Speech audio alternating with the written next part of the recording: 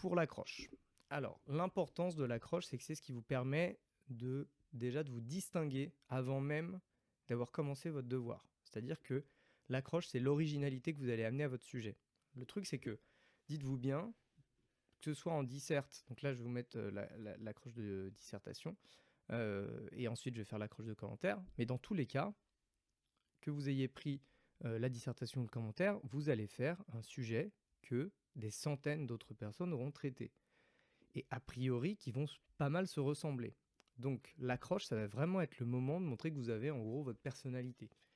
Donc c'est pour ça qu'il faut être un peu accrocheur. Il y a un côté un petit peu provoquant, communication là-dedans. Il faut limite chercher à choquer. L'idéal pour une accroche, c'est de réussir à citer une autre œuvre. Là, c'est pour ça, dans les deux exemples que j'ai pris, on va le voir. Mais en gros, l'idéal de l'accroche, c'est que vous venez accrocher.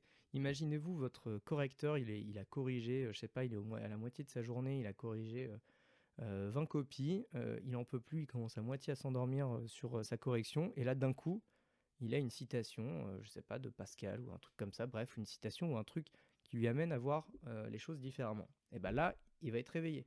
Il va se dire, ok, d'accord, bah alors comment tu vas me justifier cette accroche originale avec le sujet dont il est question qui a été traité 20 fois de manière très plate par d'autres élèves. Et c'est là où derrière il faut assumer. Donc, oui, on peut se servir de la biographie de l'auteur pour l'accroche. En fait, on peut se servir de tous les éléments de la culture qu'on a. Alors, si c'est sur une dissertation, sur une œuvre, c'est toujours intéressant de le relier à l'œuvre et à la thématique. On verra que pour le commentaire, on a un peu plus de liberté. Pour la dissertation, c'est le moment d'amener effectivement des éléments extérieurs à l'œuvre directement, ou alors d'amener des éléments de contexte ou des éléments comptables. C'est ce qu'on va voir là-dessus. Donc, là, ici, sur la première accroche que je vous ai mise, c'est le sujet, c'est le malade imaginaire ne fait que se moquer d'Argan. Ok. Donc, en dissertation, vous pouvez pas commencer votre sujet. C'est aussi ça le rôle de l'accroche, c'est que ça, on ne commence pas son sujet en citant le sujet.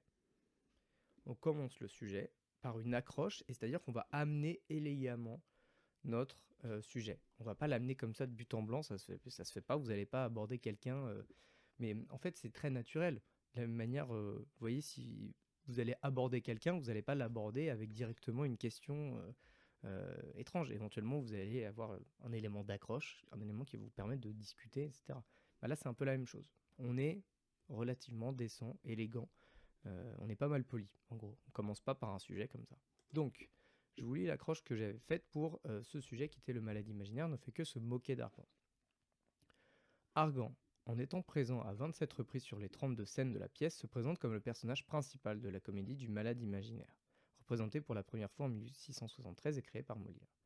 De fait, tous les éléments comiques de la pièce le prennent comme support. Dès qu'Argan est là, il y a de quoi rire. Dès lors, on serait tenté d'affirmer avec d'autres que le malade imaginaire ne fait que se moquer d'Argan. Vous voyez que là, ce que j'ai fait, en soi, j'ai juste amené le fait que ce soit logique de poser la question. En gros, l'idée d'une dissertation, essayez d'y voir quelque chose de naturel. Essayez de vous sortir du fait que ce soit un exercice du bac. Dites-vous, si ça devait arriver dans la vraie vie, comment est-ce qu'on amènerait ce sujet-là? En fait, dans la vraie vie, ce qui se passe, c'est que, a priori, alors à part certains, mais a priori, on ne parle pas pour rien dire. En général, quand on parle, c'est justifié. Et à plus forte raison, quand on pose une question, c'est qu'a priori, elle demande une réponse et que donc ça se justifie par un contexte ou par quelque chose comme ça. Il est rare que vous arriviez et que vous posiez une question complètement au pif sans que ça ait aucun rapport avec le contexte. Là, le problème, c'est que vous allez arriver et qu'il n'y a pas de contexte. Donc c'est à vous d'amener tout le contexte. Donc vous devez arriver avec votre question, mais l'idée c'est de justifier le fait de poser la question. Cette question-là, elle vous est posée, donc évidemment vous allez y répondre, puisque c'est le bac. Mais si on oublie l'idée de bac, la question, elle n'est justifiée que par le fait que vous avez réussi à l'amener et à la mettre en valeur. Donc, partant de ce principe-là, on ne commence jamais par le sujet, mais on amène le sujet. Et au cours du moment où on amène le sujet, on va faire le lien entre une accroche. Donc là, ici, mon accroche, c'est le nombre de fois où Argan est présent sur scène, une présence démesurée, Argan est présent 27 reprises sur les 32 scènes de la pièce. Donc c'est énorme. Donc ça c'est un élément comptable qui va nous faire dire ah ouais mais c'est vrai qu'il y a vachement de monde. Enfin il y a vachement de monde qui est pas là à part Argan. Donc Argan il a l'air d'être l'élément central. Ok. Donc à partir de là, ça justifierait, comme on est dans une comédie et que Argan il est un personnage qui est moqué, ça justifierait le fait qu'on dise le malade imaginaire ne fait que se moquer d'Argan. On est d'accord avec ça. Donc, à partir de ce moment-là, on se pose la question. Et on pose la question un peu de manière candide, puisque derrière, il va être question de nuancer ce qui a été dit. Et est-ce que c'est vraiment le cas? Mais dans un premier temps, votre objectif, ça va être de vous dire, est-ce que la question est légitime? Et une fois que vous avez légitimé la question, et ben ensuite, on va essayer d'y répondre. Mais déjà, votre accroche, elle est là pour dire, la question ne va pas de soi. La question est légitime. Donc, ici, dans cette accroche, voilà, une première phase où je donne vraiment l'accroche, l'élément un petit peu choquant, un petit peu accrocheur. Puis, ensuite, j'en profite pour placer les éléments essentiels, le malade imaginaire, Molière, 1673. Et après, je relie mon accroche avec le sujet. L'accroche, oui, c'est la première chose de la dissertation. En fait, il ne faut pas tant voir les choses comme d'abord il y a l'accroche, puis il y a la bio de l'auteur, puis il y a la problématique, puis le plan. Il faut plutôt voir les choses de manière un peu plus élégante, à savoir l'accroche, elle vous sert à introduire l'œuvre dont on va parler et le sujet dont on va parler. À partir du moment où on a introduit ce sujet, on va analyser ce sujet. Donc ça, c'est la troisième phase. On va dire, en gros, si on devait résumer, accroche, qui comprend, accroche, puis présentation de l'œuvre et du sujet, puis analyse des termes du sujet, puis problématique, puis annonce du plan. Donc 5 étapes essentielles. Maintenant, au sein de l'accroche, on va présenter l'œuvre, mais en gros, l'idée, c'est plutôt vraiment on présente, on accroche l'oreille, l'œil du lecteur, puis on le relie au sujet. Il ne faut pas que votre accroche n'ait aucun rapport avec le sujet. L'idée, c'est vraiment que tout ça est lié. Et ensuite, on procède à l'analyse des termes, etc. Ok, je vous ai pris une deuxième citation, enfin une deuxième accroche. Donc là, c'était pour le sujet, dans Gargantua, le rire s'oppose-t-il au savoir, qui a laissé un très bon souvenir aux premières 4. Pour ce que le rire est le propre de l'homme. C'est ainsi que se termine la vie au lecteur au début de Gargantua. Cette œuvre, écrite en 1534, met en scène un géant, Gargantua, depuis sa naissance jusqu'à la fondation de l'abbaye de Thélème. Entre-temps, on trouve son éducation de prince et la guerre face à Picrocole. La vie au lecteur semble mettre en avant le rire. Pourtant, l'importance de l'éducation du prince dans le récit nous interroge. Dans Gargantua, le rire s'oppose-t-il au savoir? Là, vous voyez, pareil, je ne commence pas par mon sujet, parce que si vous arrivez, vous dites, dans Gargantua, le rire s'oppose-t-il au savoir? Comme la fiction dans laquelle on est, au moment où vous êtes en train de faire votre dissertation, c'est vous êtes en train, en gros, de vous adresser à quelqu'un qui n'a jamais entendu parler de ça. L'idée, c'est un peu ça, puisque votre démonstration doit prouver quelque chose. Ben, il faut parler de l'œuvre. On ne peut pas commencer directement par le sujet, puisqu'on dit, dans Gargantua, le rire s'oppose-t-il au savoir? Ben non, il faut déjà présenter l'œuvre. Qui est-ce qu'il a écrit? Et de quoi il est question aussi. Donc, là, vous voyez, je commence en disant « Pour ce que le rire est le propre de l'homme ». Donc déjà, c'est une citation de l'œuvre. Mais, bon, bah déjà, quand il y a une citation, pourquoi est-ce que ça claque un petit peu plus? Parce que c'est quelqu'un de grand, de connu, d'intelligent qui l'a dit. Déjà, vous vous mettez un peu sous le patronage de quelqu'un d'intelligent. Donc, le rire est le propre de l'homme. Et ensuite, bah, il va falloir relier tout ça. On ne peut pas se contenter juste de dire le rire est le propre de l'homme. Donc, on se demandera comment, dans Gargantua, le rire s'oppose au savoir. Puisque votre sujet, il parle du savoir. Et dans la citation de Gargantua, il n'est pas question du savoir. Donc, on voit qu'il y a un problème. Alors, ce qu'on commence par faire, c'est le rire est le propre de l'homme. On place, on dit où ça se passe. Ensuite, on présente l'œuvre rapidement. On dit qu'elle met en scène un géant. Et en racontant, en fait, ce dont on se rend compte, c'est que entre-temps, on trouve son éducation de prince et la guerre face à Picrocole. On a parlé de l'éducation. À partir du moment où on a parlé de l'éducation, ça se justifie qu'on s'interroge sur est-ce que le rire s'oppose au savoir? Puisque c'est pas juste une question philosophique, est-ce que le rire doit s'opposer au savoir? Non, c'est pas ça. Ce qui importe, c'est dans Gargantua, pourquoi le rire il pourrait être dangereux? Parce qu'il s'oppose à l'éducation du prince. Gargantua, c'est un prince qui est censé régner sur son royaume. Donc si il y a trop de rire, eh ben, il va pas être capable justement d'être un bon roi. Donc une fois qu'on a placé ça, cette question de l'éducation, on revient à notre accroche, on vient la justifier. L'avis au lecteur semble mettre en avant le rire. Pourtant, l'importance de l'éducation du prince dans le récit nous interroge. Et c'est là où on va placer notre sujet.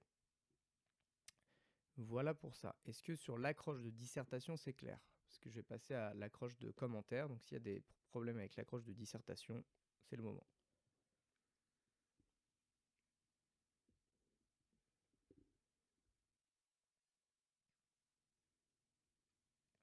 Donc, s'il n'y a pas d'autres questions, encore une fois, s'il y a des questions, n'hésitez pas à les poser, je répondrai, je trouverai le moyen d'y répondre plus tard. Donc, cela étant dit, on peut passer à l'accroche de commentaires. Alors, ici, j'ai mis une accroche à partir d'un texte qu'on avait fait avec les premières, qui était le texte de Germiny Lacerteux, qui était écrit par les frères Goncourt, donc qui racontait l'histoire d'une jeune servante, bon, de toute façon je vais le dire dans l'intro, d'une jeune servante qui se promenait dans les rues colorées à l'issue de sa journée de travail. Voilà. Donc je vous lis ce début d'introduction. Par les soirs bleus d'été, j'irai dans les sentiers. C'est avec ces mots... Oula, bah là vous voyez, la fin de l'année elle est pour tout le monde, une énorme faute d'orthographe, bref. Donc c'est avec ces mots que Rimbaud débute son poème Sensation, dans lequel il met en avant une promenade hors du temps et du travail. Donc là je place cette accroche-là, et là on pourrait se dire, bah on est très très loin de notre sujet, puisque notre sujet c'est Germier et Certose, déjà c'est un roman, ensuite on parle d'une servante, elle est dans la ville, etc. A priori, Rimbaud, c'est pas justifié. Mais, et là vous voyez aussi, j'ai pris une citation que vous seriez capable d'avoir, c'est-à-dire que normalement, pour faire une bonne accroche, il faut avoir une très bonne culture générale, parce que bah, on connaît pas beaucoup de textes ou d'œuvres qui parlent d'une servante à Paris, etc. Et surtout pour que ce soit en rapport avec ça. Donc là, moi j'ai placé une citation que vous étiez susceptible d'avoir, donc je reprends. Par les soirs bleus d'été, j'irai dans les sentiers. C'est avec ces mots que Rimbaud débute son poème Sensation, dans lequel il met en avant une promenade hors du temps et du travail. Germiny Lacerteux, écrit par les frères Jules et Edmond Goncourt en 65, semble également nous proposer un parcours à travers des sensations, une fois la journée terminée. Dans ce passage issu du chapitre 12, le lecteur est témoin de la vie quotidienne de Germiny, servante à Paris. Après une longue journée de travail, elle se promène en banlieue avec son ami Jupilon. Le texte décrit en détail leur promenade, mettant en avant les activités et les sensations qu'ils rencontrent tout au long de leur trajet, ainsi que l'évolution de l'atmosphère.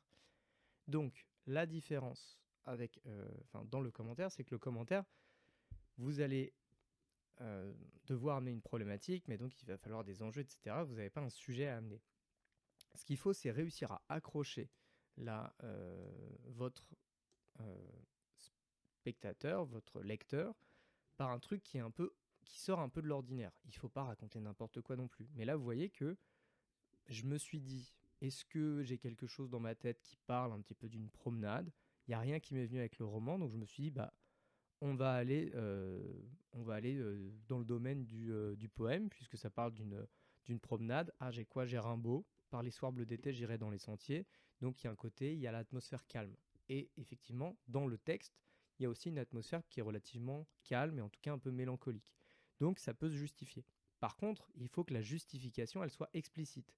Il ne faut pas partir du principe que que le lecteur va le voir. Alors, je réponds d'abord sur l'accroche, mais l'accroche du texte doit être en lien avec l'explicite du texte ou l'implicite qu'on va développer. En fait, votre implicite, il sera jamais aussi loin que ça. Mais ce qui importe, je dirais, dans ces cas-là, plutôt l'explicite. On va partir de ça. Vous voyez qu'il y a une promenade dans un texte, vous faites votre accroche avec un texte ou une référence qui parle de promenade. En gros, c'est ça l'idée. Mais par exemple, si vous avez le poème, on en a parlé avec Victor Hugo, si vous avez Demain dès l'aube à l'heure où blanchit la campagne, où c'est un poème qui est à la fois sur la nature et en même temps sur le deuil et sur le décès, bah, vous pouvez parler de l'implicite qui est dans Le Dormeur du Val, par exemple. Mais globalement, comme on est au début, comme on se met en jambe, il ne faut pas perdre son lecteur. Donc, on ne commence pas par l'implicite. Donc, effectivement, on peut retenir cette règle-là. L'accroche du texte doit être en lien avec l'explicite du texte. Ça me va. Mais vous voyez qu'en fait, dans mon introduction bourrée de fautes, là, ce que j'ai fait, donc j'ai commencé par ça. J'ai dit c'est avec ces mots que Rimbaud débute son poème Sensation, dans lequel il met en avant une promenade. Sauf que le problème que j'ai, c'est que dans Sensation, c'est une promenade qui n'a aucun rapport avec la société. Il est très loin de la société. Sauf que Germinie Lacerteux, elle se promène dans la société. Et c'est à la fin du texte qu'elle se retrouve à être un petit peu dans la nature. Donc, qu'est-ce que j'ai fait? J'ai dit que c'était une promenade dans Sensation qui était hors du temps et du travail. Puisque s'il est en dehors de la société, il est aussi en dehors du travail. Donc là, c'est un peu une espèce de petite pirouette que je fais pour justifier le lien. En gros, je vais venir, mettons que, je sais pas, entre Sensation et le texte des frères Goncourt, il y a genre un lien qui fonctionne sur 15, bah, je vais appuyer à fond sur le seul lien qui fonctionne. Et c'est ça qui va me permettre de faire lien derrière. Et donc, une fois que j'ai dit ça, eh ben, je présente mon texte tranquillement, je mets toutes les cases à cocher, Germinie Lacerteux, écrit par les frères Goncourt en 65. Et là, je vais dire aussi, semble également, vous voyez, c'est avec ce genre d'adverbe qu'on va faire le lien entre notre accroche et notre texte. On va dire également, en fait, on va dire, ah, bah comme dans ce texte-là, on retrouve ça dans dans notre texte du jour. Ah bah ça tombe vachement bien du coup. Bon bah j'ai qu'à vous en parler. En gros, c'est un peu ça l'idée. Donc semble nous proposer un parcours à travers des sensations. Donc là aussi, au passage, je profite pour rappeler au lecteur le fait que bah, c'est justifié, puisque dans le texte, elle se promène et elle a des sensations. Et ben le poème de sensations, ça va, c'est justifié. Des sensations, une fois la journée terminée. Donc là, pour reparler des étapes de l'introduction, accroche, au sein de laquelle il y a du coup accroche, présentation du texte, accroche, présentation de l'œuvre, présentation du texte, à savoir le texte en particulier. Là, ici, dans ce passage issu du chapitre 12, donc j'ai présenté d'abord l'œuvre Germinie Lacerteux, et ensuite je présente le passage. Le lecteur est témoin de la vie quotidienne de Germinie, servante à Paris. Après une longue journée de travail, elle se promène en banlieue avec son ami Jupilon. Le texte décrit en détail leur promenade. Donc là, je raconte un peu plus le texte. Je dis un peu plus, au-delà de l'histoire, ce que fait le texte. Le texte décrit en détail leur promenade, mettant en avant les activités et les sensations qu'ils rencontrent tout au long de leur trajet, ainsi que l'évolution de l'atmosphère. Là, ici, je vous ai mis vraiment que le début. Pour arriver jusqu'à la problématique, il faudrait qu'on en rajoute un petit peu sur l'évolution de l'atmosphère, sur le fait qu'elle se retrouve à être seule dans la nature par la suite et qu'il y a une dimension plus mélancolique parce que dans ce texte-là, ce sont les enjeux. Donc là, en gros, je vous ai mis l'accroche ici, la présentation de l'œuvre qui n'oublie pas de se relier à l'accroche, ensuite la présentation du texte, puis là, je vous ai mis une partie des enjeux.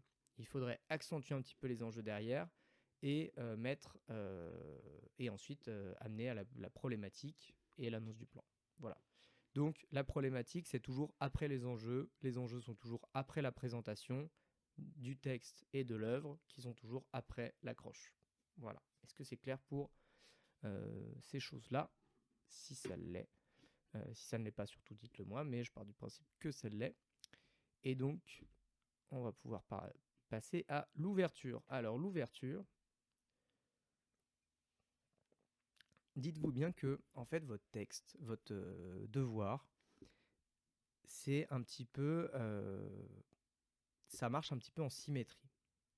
C'est-à-dire que vous allez avoir votre accroche avec votre problématique, accroche, problématique, annonce du plan.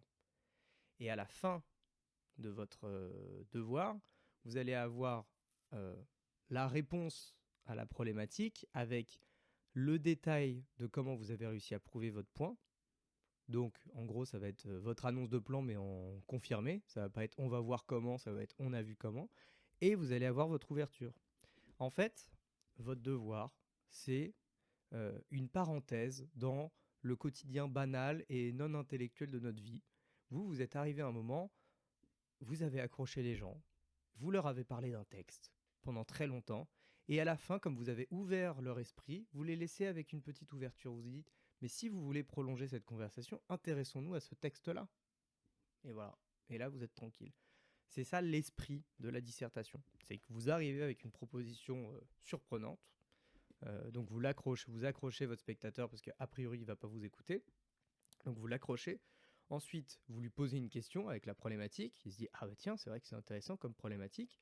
Vous vous retrouvez ensuite à lui poser, à lui dire, donnez votre programme. Ça, c'est l'annonce du plan. Vous allez dire, bah d'abord, on va faire ça, puis on va faire ça, puis on va faire ça. À la fin, vous arrivez, vous dites, bah, finalement, notre problématique, on peut y répondre de manière claire. On a bien montré que. Et à la suite de ça, eh ben, vous allez dire, bah oui, on a bien montré que, puisqu'on a montré ça, on a montré ça, on a montré ça, en résumé. Et à la fin, vous vous retrouvez par dire, c'est également des problématiques qu'on peut retrouver à l'intérieur de ça et de ça et de ça. Voilà. En gros, l'idée, c'est ça. Alors, Louane, il n'est pas possible d'avoir 20 sans ouverture. De la simple et bonne raison qu'il n'est pas possible de savoir qu'on va avoir 20, puisque la démonstration, elle dépend de plein de choses. Une copie qui est brillante et qui n'a pas d'ouverture, elle aura 20. L'ouverture ne vous assure pas d'avoir des points en plus. Par contre, elle est plus élégante. Je vous ai toujours dit cette année, c'est d'abord la décence et ensuite l'élégance. Déjà, mettez toutes les parties attendues et ensuite, voilà. Dans l'idéal, faites une ouverture. Si vous n'avez pas d'ouverture, ne vous prenez pas la tête non plus.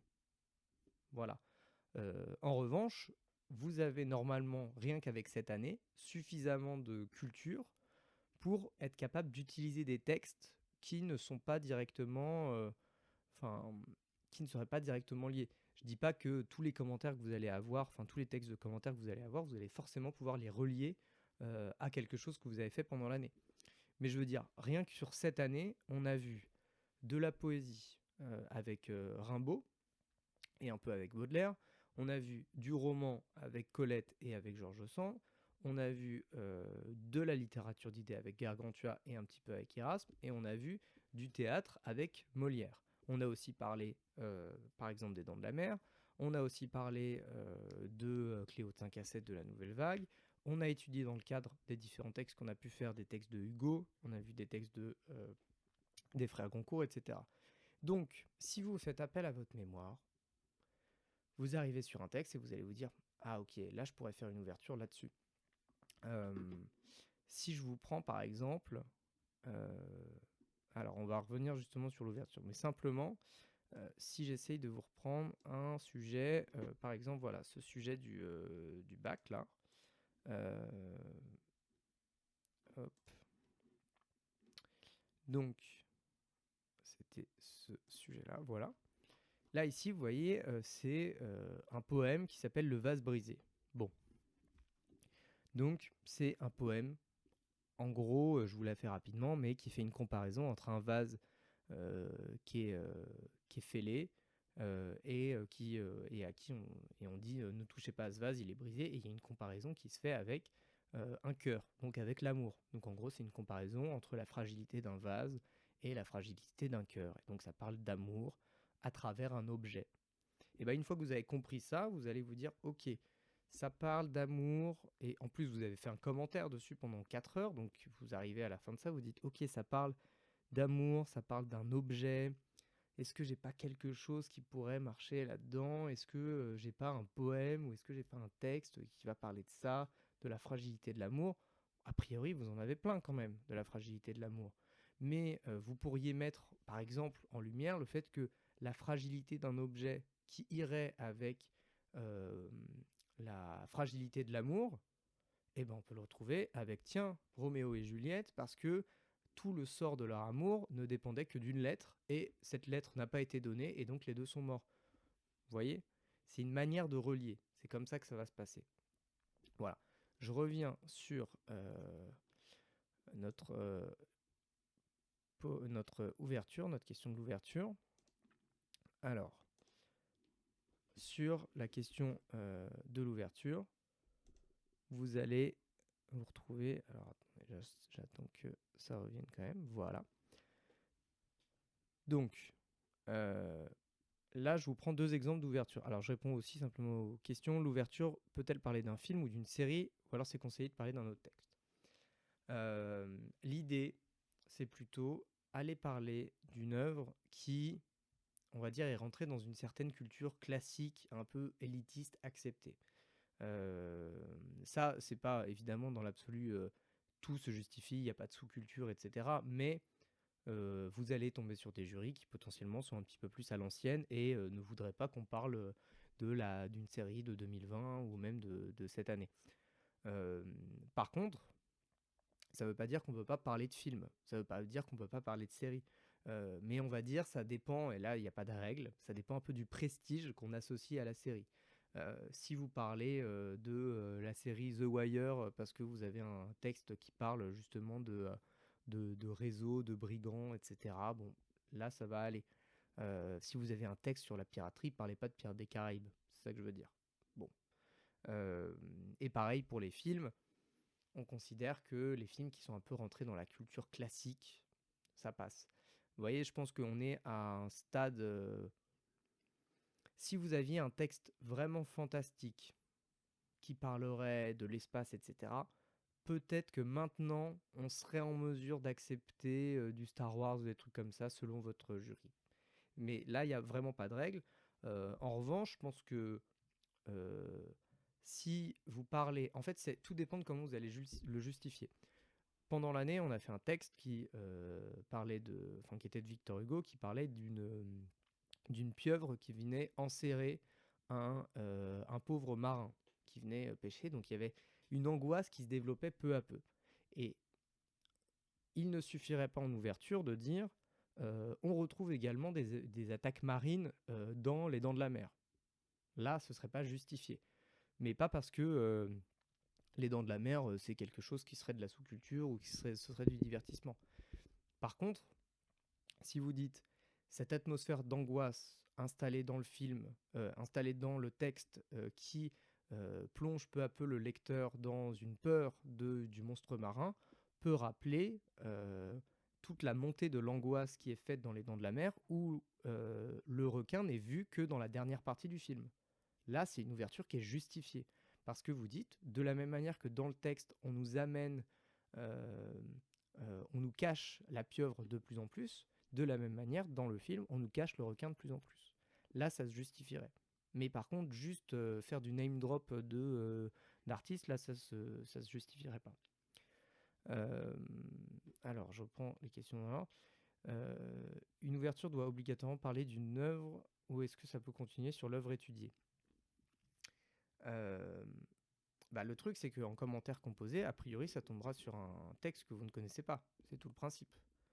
Maintenant, si vous tombez sur un texte je sais pas, si vous tombez sur un texte dont vous avez étudié l'œuvre l'année d'après, enfin l'année d'avant, bah oui, là, si vous savez comment ça se termine ensuite, bah allez-y à fond. Si vous connaissez la fin de Germini la Certeux, vous pouvez mettre en lien la fin avec le début. Un petit peu comme on fait en commentaire linéaire, quoi. Mais normalement, ça ne devrait pas arriver. Voilà, si c'est une œuvre étudiée et que le correcteur va penser que c'est de la simplicité, ou si c'est une autre œuvre, c'est plus valorisant dans le sens où on a poussé nos recherches. Bah, encore une fois, ça ne tombera pas sur l'œuvre étudiée. Pour le commentaire composé, ça ne tombera pas sur une œuvre que vous avez étudiée. Ça, c'est le cas pour l'analyse linéaire, pour l'ouverture. Et alors, pour l'ouverture de l'analyse linéaire, je referai des lives, moi, pour l'oral. Donc, on va essayer de pas tout confondre, mais globalement, sur le linéaire, vous pouvez faire... oui, vous pouvez continuer la réflexion sur ce qui a déjà été fait. Donc, ayant répondu à ces questions-là, je vais je vais vous lire les deux ouvertures que j'ai faites. Donc, la première, c'était sur la dissertation de Gargantua, qui était est-ce que peut-on le rire s'oppose-t-il au savoir dans Gargantua? Donc, C'est donc en faisant une réelle place au rire que l'humanisme peut espérer diffuser ses nouveaux idéaux. C'est ce qu'a parfaitement compris Erasme en faisant parler folie dans son éloge de la folie, qui affirme que la nature se rit superbement de ceux qui prétendent tout savoir. Le rire, en effet, ramène l'individu à son humilité et en faisant cela, empêche le savoir de devenir folie. Alors, vous commencez à voir que, en dissertation, l'ouverture elle est un peu plus complexe. De la même manière que euh, l'accroche est plus facile en dissertation et plus compliquée en commentaire, et ben l'ouverture elle est plus facile en commentaire et elle est plus difficile en dissertation. Parce que à la fin de votre dissertation, vous allez arriver avec une réponse. Est-ce que le rire s'oppose au savoir? Bah, vous allez dire non, parce que pour tout un tas de raisons que vous allez détailler, en fait, le rire, il accompagne le savoir. Donc, vous arrivez avec une réponse claire. Vous avez posé une question claire, vous n'aviez pas la réponse au début. Là, vous arrivez avec une réponse claire. Le rire ne s'oppose pas au savoir. Et bien là, il faut trouver un moyen de poursuivre la discussion avec une autre œuvre. Euh, ou alors c'est là où il y a peut-être deux types d'ouverture possibles. Soit vous ouvrez avec une autre œuvre, là comme je l'ai fait sur l'éloge de la folie. Soit, et ça peut être plus intelligent si vous êtes en galère pour la dissertation, vous faites une ouverture sur un autre aspect du texte. Là, le problème, c'est que rire et savoir, y a pas mal de choses qui ont été traitées. Mais vous pourriez faire une ouverture qui serait une autre question que pose le texte, que pose l'œuvre. Par exemple, dans Gargantua, il y a la question de la critique de la médecine, de la critique du sophisme. Et bah donc, on pourrait revenir à poser une autre question en disant c'est en faisant une réelle place au rire que l'humanisme peut espérer diffuser de nouveaux idéaux. Euh, c'est d'ailleurs pour cette raison-là que Rabelais a autant critiqué les sophistes, ce qui est en gros un autre aspect de l'œuvre. Une des autres grandes questions de Gargantua est également la critique qu'il fait du sophisme et des faux semblants. Vous voyez que si vous allez un peu plus sur l'angle de la critique de la religion, etc., c'est pas des choses qui sont directement dans notre sujet. Donc ça pourrait passer. Euh, voilà, mais ça va être plus clair peut-être. Alors j'ai fait, donc en gros, si je dois résumer, deux types d'ouverture possible en dissertation, soit une ouverture comme avec le commentaire, une ouverture un petit peu plus, comment dire, sur une autre œuvre, soit une ouverture sur un autre aspect de l'œuvre. Donc là, ce sera peut-être plus facile pour vous. Donc vous essayez de trouver une autre question qu'on pourrait poser. En gros, dites-vous quel autre sujet de dissertation on pourrait faire à partir de la réponse que je viens de donner. Oui, ok, le rire ne s'oppose pas au savoir, mais dans ces cas-là, que permet le rire euh, ou alors euh, pourquoi, bon là pareil ça demande de la culture, mais par exemple pourquoi le rire chez Rabelais n'a-t-il pas eu plus d'effet dans la littérature française, puisque en fait on a très peu mis en valeur l'humour dans la suite de la littérature française. Vous pourriez aussi faire une ouverture sur Molière, ce serait complètement possible. De dire rire et savoir, c'est aussi un aspect qui se retrouve dans le Malade imaginaire, puisque on retrouve ces deux aspects-là. Voilà. En gros, il faut chercher dans votre tête ce qui est en lien. Et je vous lis la deuxième ouverture. C'est donc un personnage tout en subtilité, donc on parlait de Argan, est-ce que Argan n'est que l'objet de moquerie? C'est donc un personnage tout en subtilité qui s'est présenté à nous, à l'image de la pièce. Son ridicule est le point de départ d'une réflexion plus profonde, d'autant plus profonde qu'elle traite de la mort, qui allait devenir très concrète pour l'auteur. Argan est à l'image de la pièce, drôle d'abord, profond ensuite. Pour mieux accepter la mort, la pièce nous invite, avec le personnage d'Argan, à en rire. Donc là, je ferme un petit peu, là je suis en train de finir mon devoir. Mais je rouvre le devoir pour pas laisser mon lecteur tout seul.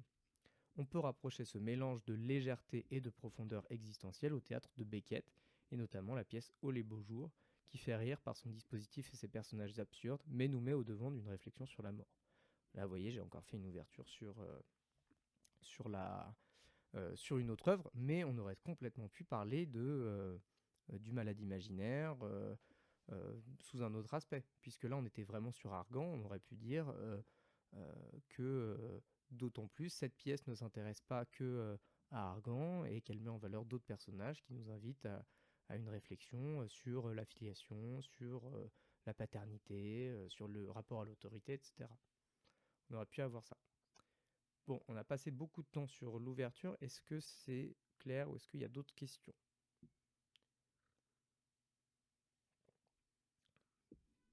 Donc pareil, si on a d'autres, je reviendrai dessus après.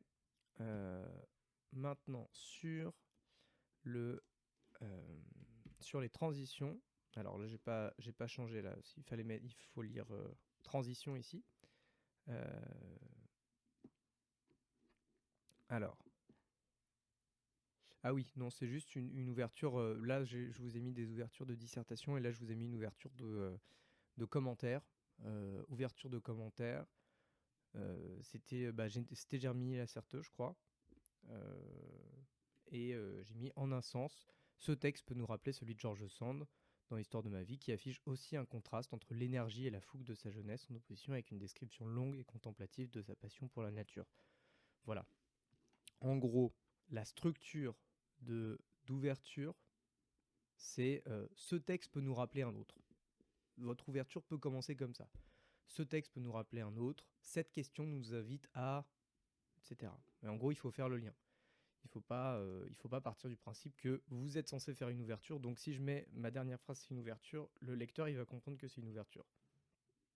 Non, ça c'est pas possible. Et donc les transitions. Alors j'ai pris une transition d'éministe au tout début de l'année, donc toujours dans ce texte de Germini Lacerteux où on avait d'un côté une ambiance festive, de l'autre côté une atmosphère contrastée. Et ben votre 1 et votre 2, plutôt que de passer directement de l'un à l'autre, bah, vous faites une transition. Donc là, la transition, c'était néanmoins, cette scène d'ambiance festive présente aussi une atmosphère contrastée. On a relié le premier, le grand 1, alors qu'on n'écrit jamais de manière explicite comme ça, au grand 2. Et voilà. Et on a juste fait une phrase qui permet de relier les deux. Une transition, c'est pas obligatoire, mais c'est plus élégant. C'est comme toujours. Par contre, si vous faites des superbes transitions et que vos parties elles sont pas du tout développées, bah ça va être ça va pas sauver les meubles quoi. Ça marche aussi la dissertation. Alors j'imagine que tu parles de la structure d'annonce de l'ouverture. Oui, ça peut marcher. Pour la dissertation, on dira plutôt cette réflexion nous amène à nous demander, etc. Et en gros, on va venir poser une autre question. Voilà pour les transitions. Les transitions, c'est tout simple. Vous prenez en gros ce que vous venez de dire, vous prenez un bout de ce que vous allez dire et vous essayez de faire une petite phrase qui met les deux ensemble. En gros, c'est ça. Alors, on doit la mettre à la fin de la dernière sous-partie du 1. Oui, en gros, vos transitions, vous allez vous retrouver, vous avez fini votre 1 et éventuellement ce que vous pouvez faire, c'est aller à la ligne. Comme ça, votre lecteur, il va comprendre que vous avez fini votre grand 1. Vous allez à la ligne et en gros, vous allez avoir une phrase et là, on va savoir que c'est la transition. Voilà. Mais en soi, vous pouvez... alors, ne le faites que si vous avez déjà fait et que vous êtes à l'aise avec ça, mais dans l'idée, on fait des transitions entre chaque sous-partie et entre chaque partie, en gros. Votre grand 1 se passe, vous faites une petite transition entre le A et le B, entre le B et le C, et ensuite vous faites une vraie belle transition entre le 1 et le 2, etc. Mais globalement, si vous n'êtes pas à l'aise avec ça, ne faites qu'une transition entre le 1 et le 2. C'est toujours une manière d'avancer plus élégamment dans votre devoir.